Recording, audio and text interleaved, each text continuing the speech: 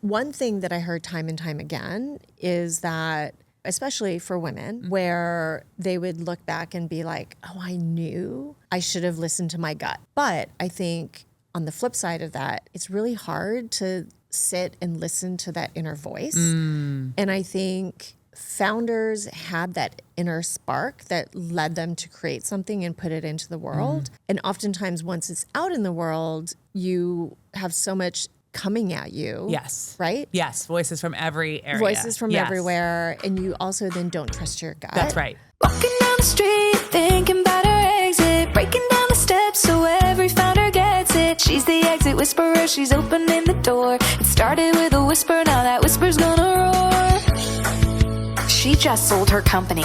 And here, you get the real story. Shh, you could be next. Walking down the street, thinking about her exit.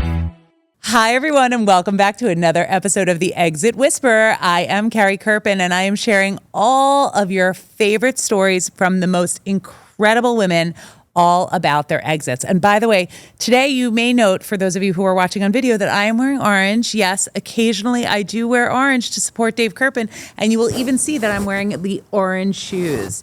For those of you who don't know, my husband Dave only wears orange shoes, and I have a real aversion to the color orange. But today I decided, in support of him, to step it up. Now, as we transition into this episode, I want you to think about something for a minute. I want you to think about if you were a founder and you founded a company on your own, you're a solo founder, and you have a great idea for a business, a product, and you build it, and you put your blood, sweat, and tears into it, and you do what you need to do to get it done, and you are amazing, and you raise funds along the way, and you have partners along the way, you have all kinds of amazing things. You do it, and you have an incredible strategic exit. Say you exit to Campbell's. Let's say you exit to Campbell's for 9 figures, okay? You've envisioned this in your mind. What do you think you would actually end up with in that equation? How much? In your head, just really think about it for a second. My guess is you're probably wrong, because the reality is when you're raising funds, you get so diluted. It is almost impossible to have the type of exit that you dream of on all of these stories. And by the way, the question is, does it even matter?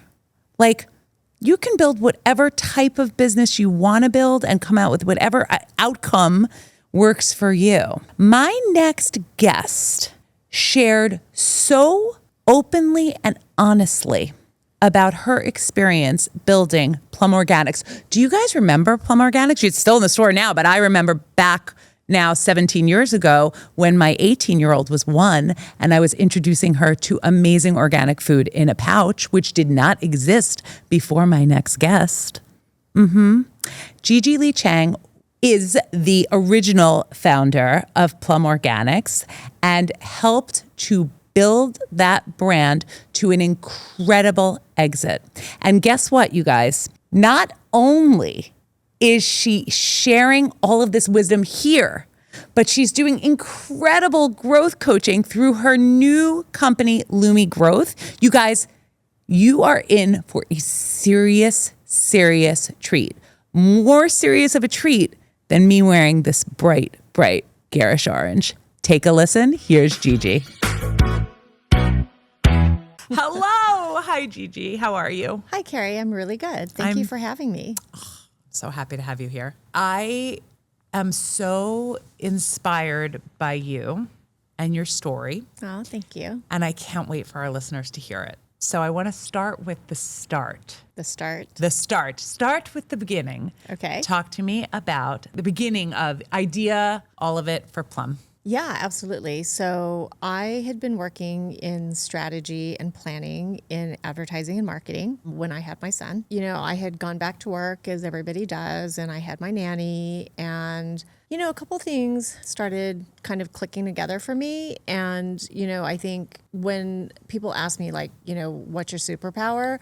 My superpower is connecting dots, right? And that was why I loved what I did in terms of strategy and planning and consumer insights. And so for me, that is the spark that created Plum, because I saw, as an example, a lot of my friends were leaving the workplace and, wanting to do the best for their babies, but not having the confidence and comfort in the kitchen to make their own food. Right? So that was one part of it. The other part is, my nanny was giving all this feedback in terms of the food that she took to the playground and how my son, at the time he was like 8 months old, was already really loving mealtime, which was not the case for other babies, I came to learn. And, so for me, it was sort of like, oh, wait, what's happening here? Because I had gone back to a full-time job, but I was like making baby food, doing the ice cubes, like an entire day every other weekend. Wow. And I also didn't really know nutrition, but I was kind of like, I have the food groups covered and I have the colors covered and he should be good, right? Wow. But a lot of other moms didn't feel that way. Yeah, because they didn't have the I wouldn't have the confidence. I know I would not. I don't even know that I had the confidence, but it was just sort of like, I don't think I questioned it. Yeah, you were just like, this is what it is. I've got the food groups, I've got the colors. Yeah, exactly. Yeah, I think it's new moms are often so busy questioning themselves about every single thing. Exactly. So I think those two were kind of like the consumer and behavioral insights. And then the overlay, I would say, is the experience that we had in putting together our nursery, because also bear in mind, like my son is 21 now. So this was, when we were putting together the nursery 22 years ago. Yes. And there was nothing that was like more modern, aesthetically designed. And it was really hard to put together a nursery that met our aesthetic. Yes. And, for your listeners that have kids and know the bugaboo, like this is a perfect analogy where at the time the bugaboo had just come to market. Yes. And in New York, there was, I think, 2 stores, and there was one in Soho where you could go and like touch it, feel it. Yes. But then you had to order it. And it took like 8 weeks. Yes. It was an exclusive product with a sleek design and everybody needed it. Yeah, but you couldn't access it. And then now, right, like modern design for anything is pervasive. Yes.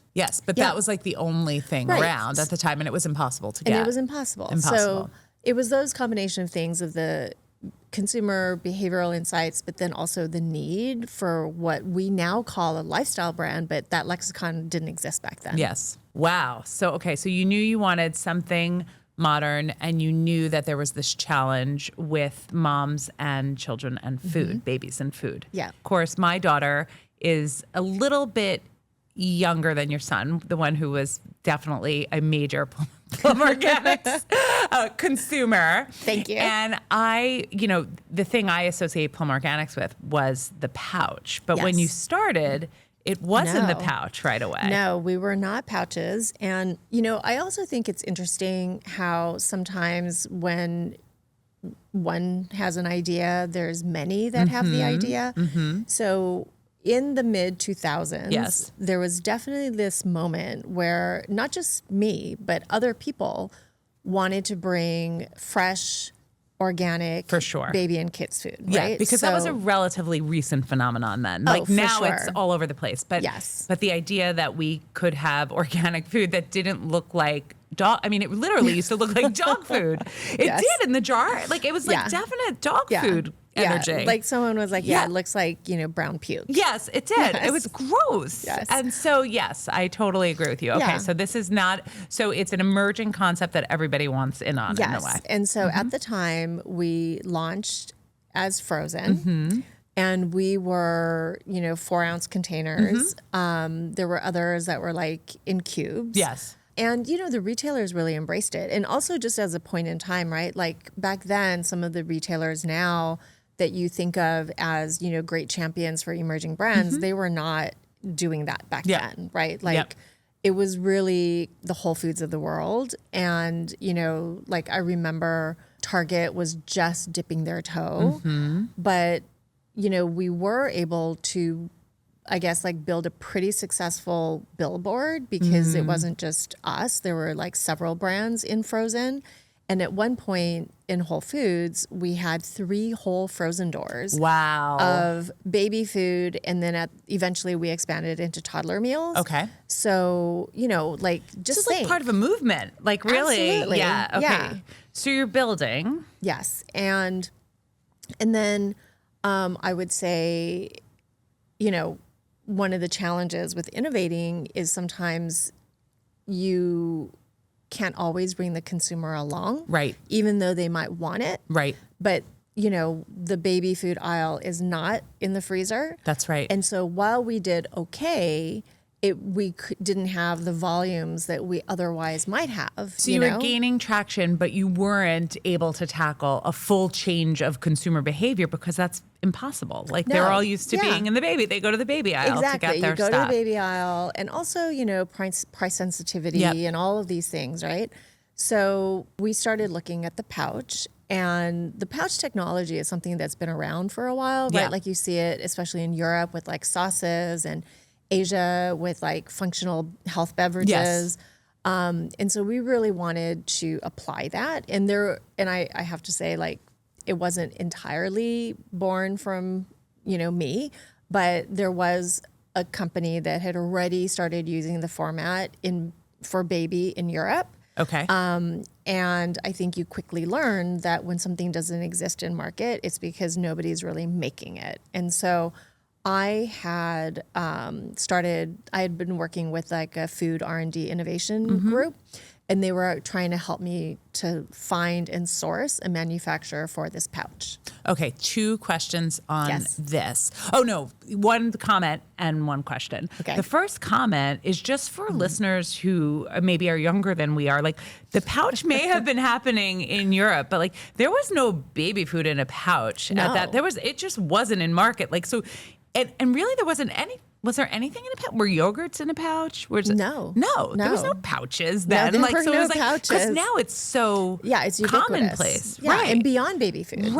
Right. Okay. And then my second question is, prior to pouch, pre-pouch, did you raise funds? Yes. So was it friends and family? Was it venture? Where were you at this point? Yep. So I was quite fortunate because my father is an entrepreneur. So we were able to do a lot to get to market and beyond. Yeah. But I did bring in a Series A. Okay. With the family office. Okay, great. And again, like never heard the term family office before, but now. Yeah. It's much bigger now. It's much bigger now. Yes. But, back then, I think, what year are we? Like it would have been like 18 years ago. Yeah. It wasn't a thing. It wasn't a thing. The thing when I talk about family office money versus like venture is family office usually holds for longer. Was that original expectation like that, like, when you take in VC and you're like, okay, you got to sell, you got to grow, you got to sell, you got to, when you took in the family office money, were they like in it with you for the long haul? Was that sort of, or was the expectation that you would exit? I don't really know because it's not even something that I knew to think about back right then. At that time. No. You were just like, okay, here's the money. I got the money. Let's go. Got the money. Let's go. But I would say this. I would say that generally family offices are longer hold times. Yes. I also would say that, for this family office, they're a very large family, like multi-billion. Yes. But even for them, it was kind of earlier days for like the formalizing of their family office, right? I think family offices were early days then. Yeah, for sure. Okay, so very interesting. So now we're looking for somebody to do the pouch. We're looking for a manufacturer. Yes, we're looking for someone to do the pouch. Okay. And by the way, Carrie, I just want to say, I'm ready. We talked about this before, but I've never talked about this publicly. So this is a whisper secret, and I feel so honored. But, I really do. Yeah. Because I think it's so important. Okay, it is, go. I really love kind of like how you're bringing these stories into the open. Thank you. And quite honestly, like for a long time, it was like I felt a little bit too close to it, and then also like now I'm just like so removed from it. And time passes, and you passes, process, and you go through and all of it. And also too, it's not that I'm not comfortable talking about it, but like we exited 13 years ago, and it's just not. It's not a part of it's your. not a part of my, like, what I think about anymore. Yes. You know. Yes. But so we were in the process of looking for pouches, and my Series A investor is based in the Bay Area. Mm-hmm. There was another group called Nest Collective that was founded by the former CEO of Cliff Bar. Mm-hmm. And she had this vision to create a sort of like a natural, all organic Procter & Gamble family of brands. So there was this whole strategy around, you know, everything about family and home, right? Like baby and kids food, you know, like laundry detergent and things like that. And it was going to be this model of a house of brands and also shared services, right? And many people have tried shared services over the years. So that can be a conversation with another person if they wanted to go there. But so she, you know, she's an amazing, amazing human. Yeah. And she really wanted to bring this into the world. And she's very inspiring. So she kind of, you know, literally like at a dinner party, talked to a venture group and shared her vision. And they committed money, like multiple, you know, tens of millions, right? Yes. So they gave her this commitment to bring this vision to fruition. So, you know, in the Bay Area at the time, like, you know, the early stage food ecosystem, relatively small. So my investor had come to me and said, well, you know, there's this other group, and they were wanting to, they had incubated a school age kids brand. And so they were looking at the pouch for that purpose, right? More like applesauce and not baby food. Yep. And so we kind of got to talking, and then it made sense because we were baby and kids, and they were going to be school age snacks, not just the pouch, but they had, you know, other things like crackers, biscuits, whatever. The house of brands she wanted to build. The house of brands, exactly. And so, you know, we ultimately came together, and it was actually a merger. So it wasn't an acquisition, but it was a merger. And, you know, it was like, so just to kind of go back a tiny bit. So I am a single founder. I founded Plum Organics in New York, and, you know, the Nest is in the Bay Area. So after we merged, you know, I still led things out of New York for a little while, but then with the shared services model, it seemed to make sense that a lot of the operations would move to the Bay Area. And, you know, we still kept kind of more of like a brand and, you know, marketing team here in New York. And, you know, and then sort of we can talk more about the evolution of the team and sort of what happens there as well. So when you merge like that, you typically divide up the equity based on the size. Were you guys like equal size at that time? Where were you? Okay. No. So how did that work? Yeah. So it's very interesting because the other part of this is like we went to a number of retailers and we pitched the pouch. And we were like, we want to be the first pouch in this category for the US. Right. And it was like a super easy sell because a lot of these buyers were already wanting the pouch. So it's like you said earlier, like if it doesn't exist, it just means it's like not it's in just market a matter yet. of Yes, time, yes, you know? And so it was a really hard decision for us too, because at that point in time, 100% of our revenue was in frozen. Right. But we had to make this decision and really bet on the pouch, right? And I kind of share that because we were still relatively early. Like sub 5 million. But the kids brand had actually not launched yet. So you were launched. They were not launched. And so with the merger coming through, and even though the vision was this multiple house of brands, at the time they had only incubated this one kids snacks. And you're having to bet on pouch because that's, you're going to, so you have this revenue, but you're going to go in this now new direction with pouch. And so, you know, like they were zero revenue. We were very small revenue. And so how do you really, how do you divide that up? And so what we did was like, it made sense at the time.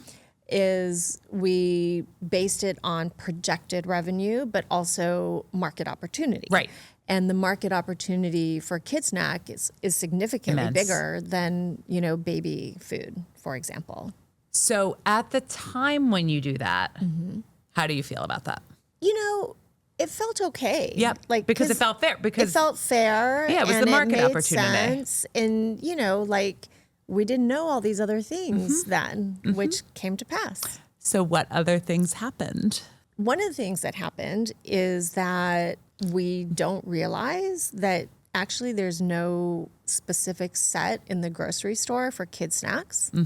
And it doesn't even really exist today, which is kind of interesting. Yeah. And so the vision of this kid snack brand, it was really hard because if you had the regular snack buyer, they're like, oh, this is too, the age isn't quite right for, the regular family. Yes. And then, it's a little too old for the baby set. So they really had, I think, difficulty placing the product. Because it's snacks it's for school little age. kids, It's right? school-age School kids, age. right? Yeah. So they kind of had difficulty Trouble. placing it. Okay. And then there was confusion, Yeah. right? People were like, okay, I buy Plum already. Yep. And now I have to think about this other brand. It doesn't make sense Yeah. to me, Yeah. And so, they did get distribution and all of that, but it didn't do as well, I think, as they had hoped. And there was still this confusion. And, quite honestly, the buyers were sort of like, I don't understand why there's two brands here. And Plum in the pouch took off. I mean, Plum in the pouch went. Yeah, Plum in the Pouch really took off. And by then, we had launched some other Yes. toddler snacks and things as well. So the other brands started to make no sense. Yes. Well, and there was this internal debate for a couple of years of do we all become this other brand or do we all become Plum? Right. And, I had a 2.5 year head start. Yes. So I will say that, Plum had recognition. We were an early mover from this lifestyle perspective, and there was affinity. So what happens? So fast forward, at a certain point, the decision was made that actually all the products should just flip to Plum because Plum had the better brand, I guess, affinity. Yeah. And it was more established, and it was more consistent, right? Yeah. People knew where to find Plum, whereas with the other kids brand, sometimes it was in the baby kid set, sometimes it was in the other set. So it didn't quite have as much visibility in the same way. And so the entire company then is now Plum, Yes. but your equity is what the original deal was. Yes. When you go through that process, okay, and I know we still have a while to go before the end, Yes. but you're going through, at that moment, how do you feel? I mean, at that moment, I think by then I really wasn't as active in the business anymore. I don't really know how I felt. I'm trying to think back. I think it's not oh, I wish I had known and Yeah. this was different. Yeah. Because also too, in full transparency, the majority of the negotiating happened with my investor. Yeah. Right. So, Yeah. so they did most of the deal points and, kind of filled me in. Yeah. And it felt like it made sense at the time. Yeah. And you just don't know that these things are going to happen. But now in hindsight, I think I would have said, oh, but we don't know, because even though we're going to, move to this pouch that right now has zero revenue, we have an established brand. We do have X amount of revenue in market. Yeah. And yes, it makes sense because, you guys are more established CPG leaders. The market opportunity for kid snacks is bigger than baby food. But, this is all speculation, right? I might have pushed more for something that was, over time that, yes, maybe we did the original percentages the way they were, but it might be recalibrated where you do the opposite of a clawback. I don't know what that is. Right. Like a claw forward. I think it's claw forward. We just coined a term. Right. And it's like, how strange is it that we don't know that there's a term? Right. Because it probably never happens. Probably doesn't. Right. It doesn't occur like that. Right. I guess my question for you, so of course you continue to raise and you go through this cycle that many, many founders experience. At what point in your journey and your raising and the nest to become Plum and all of this stuff, at what point do you feel no longer really in control? Like what point in the journey did you feel like that? I would say when I was no longer on the board. Right. And so even before that, I had moved to an observer seat. And I think even in that observer seat, I really didn't have control, but it felt more close because I was at least in the room and I could state my opinion, even though like technically I didn't have a vote. Yes. And I think there was still, that respect around the fact. But, I think like once I was no longer really in the meetings, it really got very removed. And also too, I want to say that one of the things that I feel oftentimes is, I don't know if it's like misrepresented, is that investors are not bad guys. Right. Like everybody is just doing their job. That's right. Everybody is doing exactly what they're supposed to do. Absolutely. And, I think like if I was the Nest board, that deal made perfect sense, Of course. And then the investors that we brought in, they continued to raise money because that's what the business needed.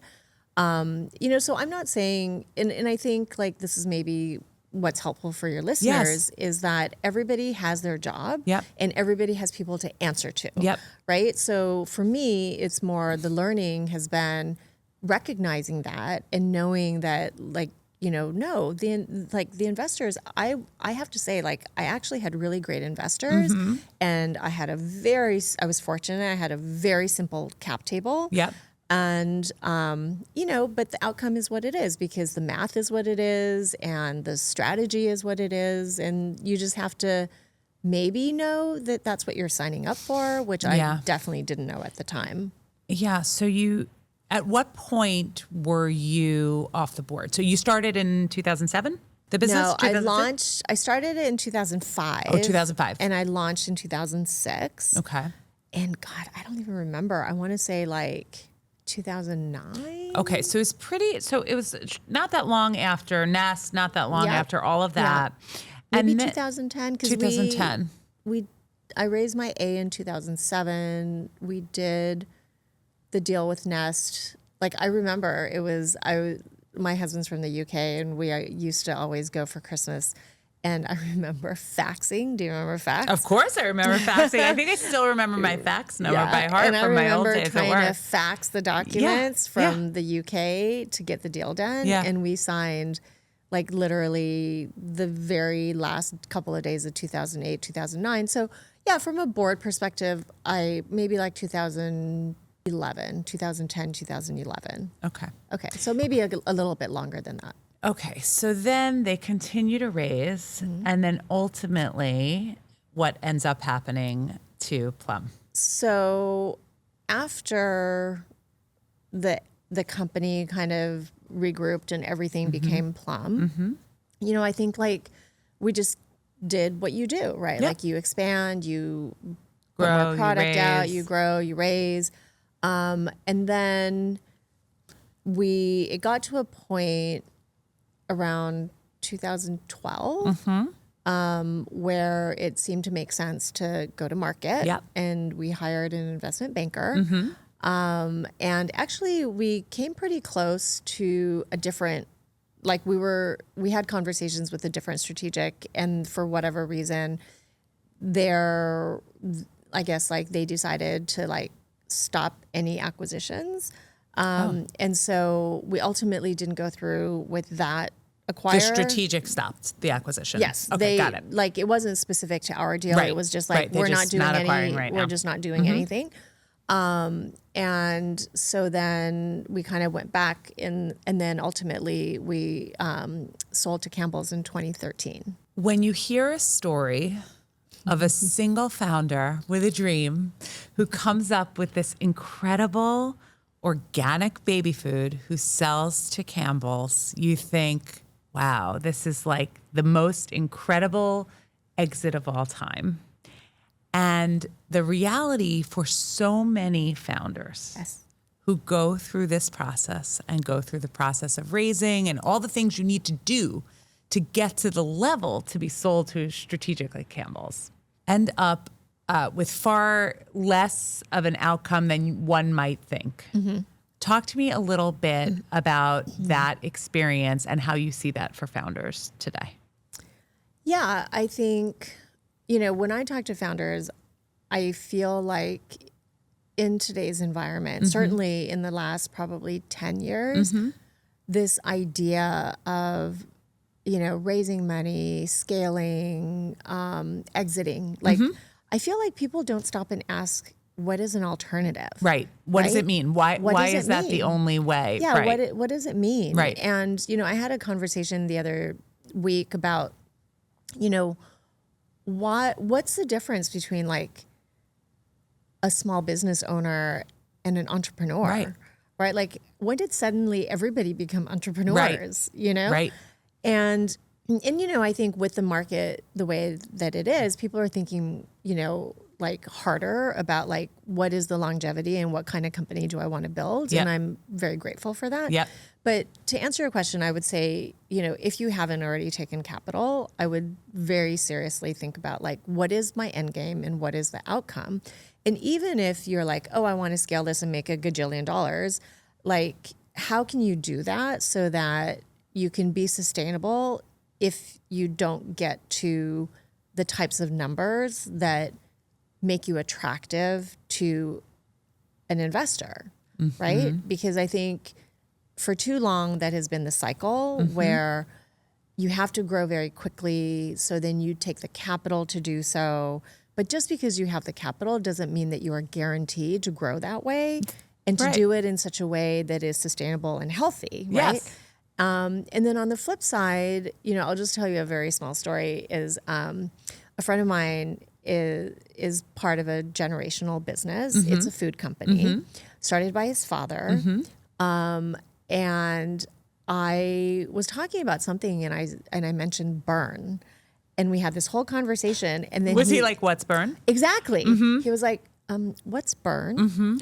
And I was like, oh, wow. Like the idea of like not being profitable would never occur. Right. Right. Right. So for listeners who don't know, just in case you're listening. So if you're running like if you're running a small business, sometimes you may not know this because you definitely could not operate this way. But burn is the amount you're losing every month when somebody invests in your company and you're not yet profitable and they say, "What's your burn?" It means how much after you take in your revenue and you spend all your expenses, not how much you have left for profit, but how much you've actually lost. That your burn. Yes, exactly. So, it's basically you're burning money. You're like, burning literally. money. You're burning money. So it's like.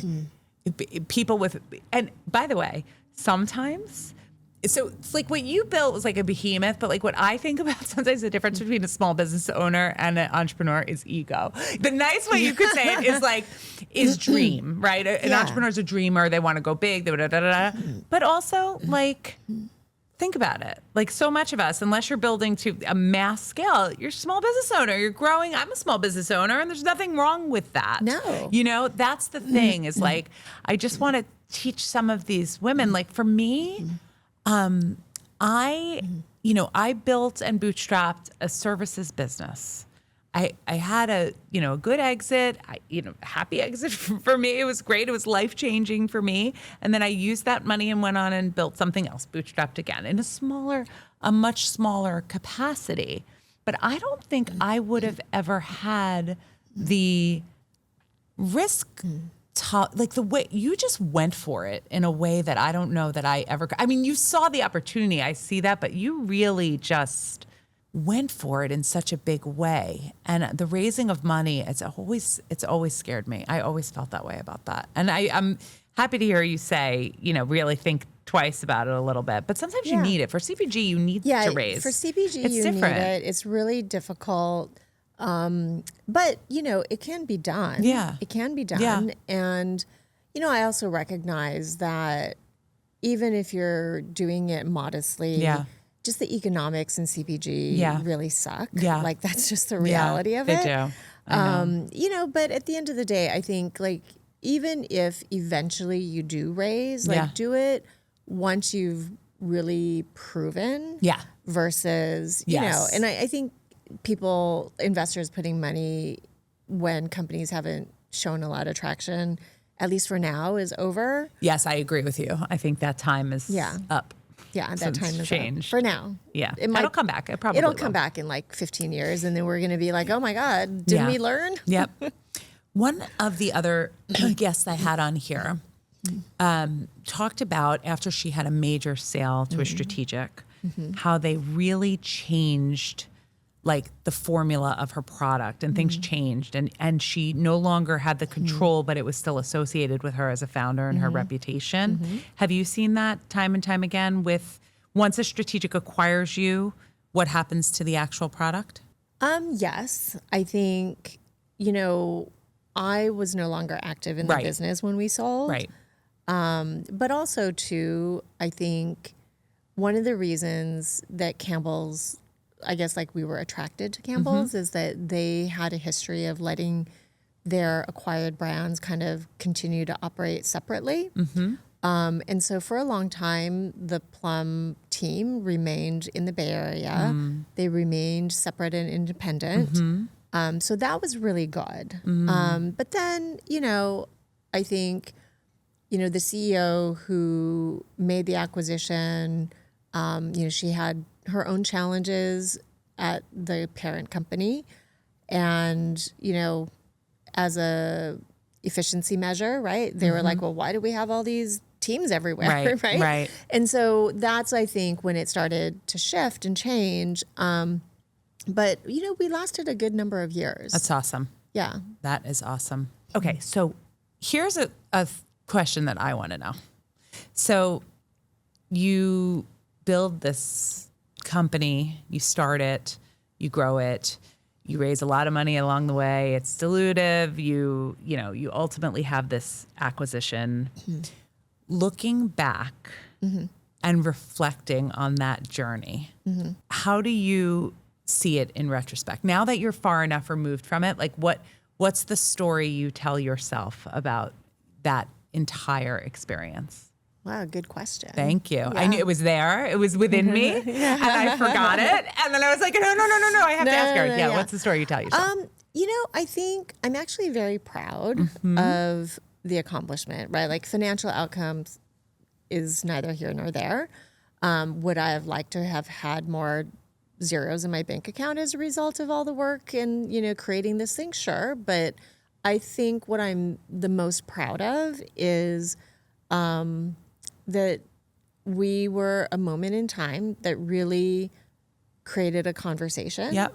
And, and I, like, again, 20 years ago, there wasn't this concept of a lifestyle brand. And we were like one of the very first lifestyle brands. And, not just in terms of like modern branding, but just everything that we did. And, coming from the agency world, I would have people come up to me and be like, oh my God, I love Plum because of X, Y, and Z. Yeah. And like, they would be like repeating my like brand attributes to me. And I would be like, wow, that's incredible, So that, I think, is what I'm the most proud of, is like creating this conversation that has really shifted.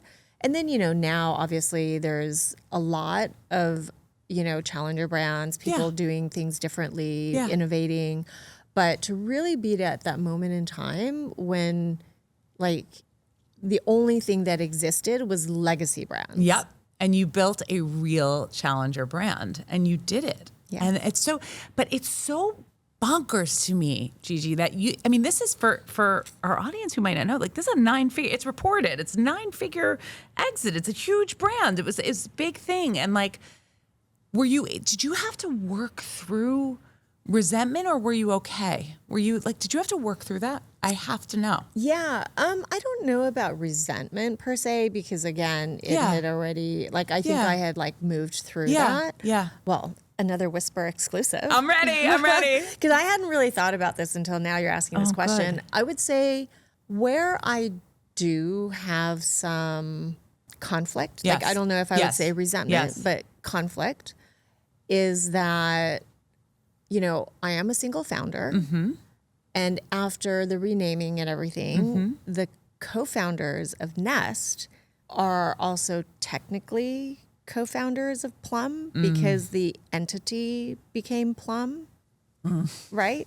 Yeah. And when it first happened, and this was before we were acquired, like it just started happening. And I had these people coming to me and saying, oh my God, can you believe so-and-so is calling themselves the co-founder of this? And I didn't really know what to do. Like, I was so emotional about it when like it happened the very first time. Yeah. And, you know, someone said to me, well, you know what, Gigi, they can be co-founders, but you are the founder. You are the founder. And, yeah. you know, interesting though, because fast forward now, it's very much the norm for the founder to be the founder, and then people who came along later to be co-founders. Yes. And, you know, I'm not like discounting, Yes. but at the same time, it goes back to this point about entrepreneurship, Yeah. because I feel like being an entrepreneur has become this badge. Yeah. And, you know, I do wonder, like, when was it not good enough to be CEO? Right. Right. Why Right? do you have to be co-founder? Or Right. what? I have a lot of thoughts on this. Yes. That is a whole other podcast for us, Gigi. I think we Yes. need like a serious Gigi Carey series. But I love it. I love it. Before we go there and launch our new media company, which I'm ready to do, what are you doing now? So very full circle. I have always loved kind of the founder piece of it, right? And hearing everybody's stories. And, you know, all along the way, like I've continued to just like, I've done a bunch of different things in the meantime, but the through line has been, you know, I've been very active in the early stage community Yep. and mentoring and supporting founders, like sometimes investing. But one thing that I heard time and time again is that, you know, especially for women, where they would look back and be like, oh, I knew I should have listened to my gut, Yes. right? Yes. And during the pandemic, I actually did my coaching certification. I didn't really know what I was going to do with it, but over the last year and a half, I really felt this calling, because in the time that I created Plum, the ecosystem in natural products, CPG, has really grown, right?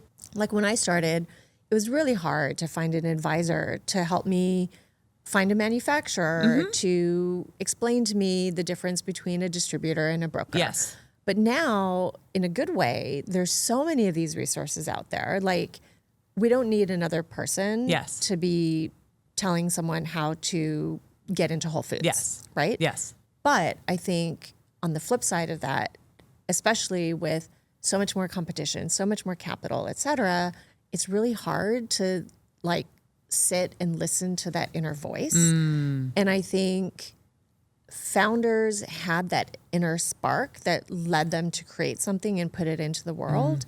And oftentimes once it's out in the world, you have so much coming at you. Yes. Right? Yes. Voices from every area. Voices from Yes. everywhere. And you also then don't trust your gut. That's right. And you So- lose, it's too loud in there. It's too You can't hear the loud. whispers. And so what I'm doing now is I am doing intuitive leadership, Love.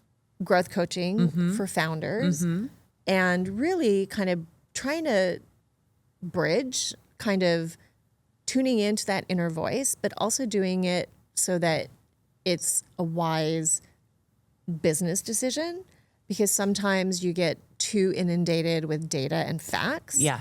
But how do you strike that balance of like leaning into what feels right, but also what makes sense from the numbers standpoint? Absolutely. It's like, right. It's weighing the art and the science together. Absolutely. It's weighing the art and the science. Well, Gigi, I'm so thrilled that you came on Thank with me you. today. What a great convo. And I appreciate your sharing so openly and honestly and giving me the exclusive. I love a good double exclusive. It's like a big deal. Thank you. Thank you.